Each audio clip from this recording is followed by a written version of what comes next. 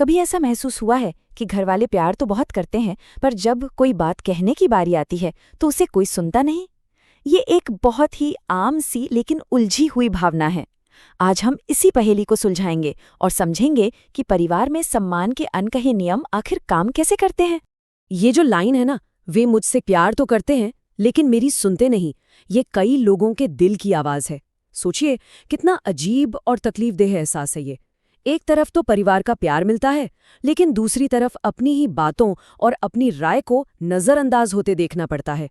ये सच में एक बहुत मुश्किल सिचुएशन है। तो आखिर ये उलझन आती कहाँ से है? अक्सर इसकी जड़ एक बहुत ही आम धारणा में छिपी होती है कि प्यार और सम्मान ये दोनों एक ही चीज हैं। हम सब ये मानकर चलते हैं कि जहाँ प्यार है वहाँ सम्मान तो खुद ब खुद आ ही जाएगा। लेकिन क्या सच में ऐसा है? देखिए, हमें बचपन से यही सिखाया जाता है ना कि परिवार का प्यार तो बिना किसी शर्त का होता है, अनकंडीशनल होता है। और इसी वजह से हम ये भी मान लेते हैं कि सम्मान भी उसी का एक हिस्सा है, कि बस परिवार का सदस्य होना ही सम्मान पाने के लिए काफी है, ये तो हमारा हक है। लेकिन जरा सोचिए, क्या हो अगर ये पूरी धारणा ही गलत हो? क्या हो अगर सम्मान पाने का तरीका प्यार पाने के तरीके से बिल्कुल अलग काम करता हो? यही एक सवाल है जो हमें एक पूरी तरह से नए नजरिए की ओर ले जाता है। तो चलिए इस पर्दे को हटाते हैं और एक नए फ्रेमवर्क को समझते हैं, यानी मूल्य की असलियत। ये एक ऐसा आइडिया है जो हमें बताता है कि सम्मान शायद अपने आप नहीं मिलता, उसे कमाना पड़ता है। तो देखिए, हमारे सामने दो अलग अलग चीजें हैं। एक है हमारा आदर्श, हमारा आइडियल, जो कहता है कि प्यार बिना शर्त का होता है, और दूसरी है एक कड़वी हकीकत जो कहती है कि सम्मान शर्तों पर मिलता है। प्यार शायद अनकंडीशनल हो, लेकिन सम्मान अक्सर कंडीशनल होता है। और यही वो सबसे बड़ा फर्क है जिसे समझना बेहद जरूरी है। तो इस नए फ्रेमवर्क के हिसाब से सम्मान यानी रिस्पेक्ट है क्या? असल में ये किसी के मूल्य और उसकी क्षमता को दी जाने वाली एक पहचान है। दूसरे शब्दों में कहें तो सम्मान एक ऐसी करेंसी है जिसे कमाया जाता है, ये कोई जन्म से मिला हुआ हक नहीं है। सम्मान तब मिलता है जब परिवार किसी की काबिलियत को पहचानता है और उसे मानता है। लेकिन सवाल ये है कि ये वैल्यू या मूल्य है क्या चीज? चलिए इसे थोड़ा और गहराई से समझते हैं। और हाँ, एक बात साफ कर दें, इसका मतलब सिर्फ पैसा बिल्कुल नहीं है। यहाँ एक बहुत जरूरी कॉन्सेप्ट आता है, रिलेटिव वैल्यू यानी सापेक्ष मूल्य।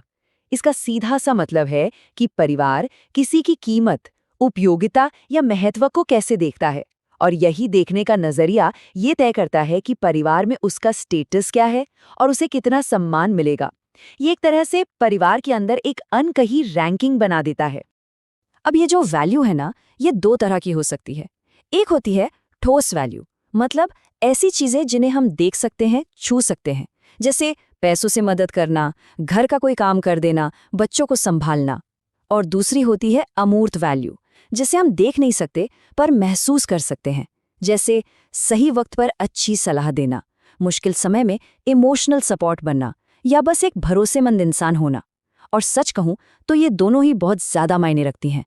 अच्छा, तो सवाल ये है कि आखिर ये काम कैसे करता है? मतलब अपनी वैल्यू दिखाने से सम्मान मिलता कैसे है?